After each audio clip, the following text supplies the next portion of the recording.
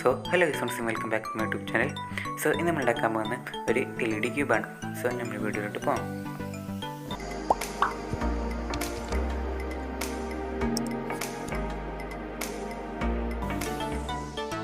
So first തന്നെ നമ്മൾ എടുക്കുന്നത് LED ആണ്.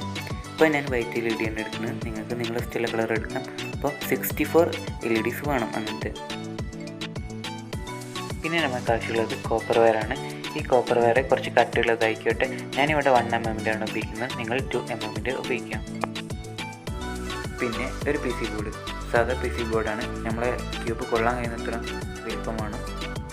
പിന്നെ ഞാൻ എടുക്കുന്നത് ഫീമെയിൽ ഹീഡറാണ്. ഈ ഹീഡർ നമ്മളെ ആർട്ടിന് ഞാൻ ഹോൾഡ് ചെയ്യാനാണ്. പിന്നെ വേണ്ടത് 220 ohms 4 റെസിസ്റ്റർ.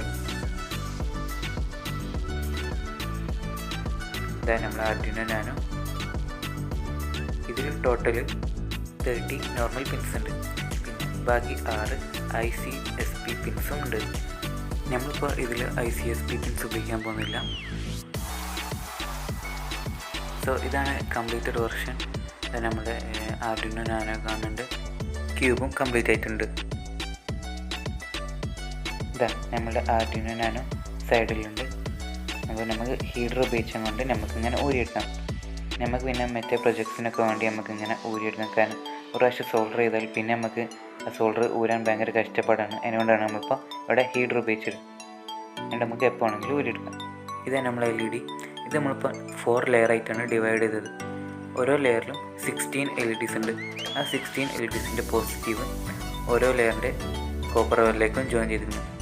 നെഗറ്റീവ് ഒഴിച്ചിട്ട് ബാക്കി എല്ലാ പോസിറ്റീവും നമ്മുടെ കോപ്പർ വയറിലേക്ക് ജോയിൻ ചെയ്തിട്ടുണ്ട് ഓരോ ലെയറിലും. അതായത് നമ്മുടെ ബാക്ക് ഭാഗം നെഗറ്റീവിലേക്ക് പിന്നെ കണക്ഷൻ കൊടുത്തതാണ് നമ്മൾ ഓരോന്നിലേക്കും.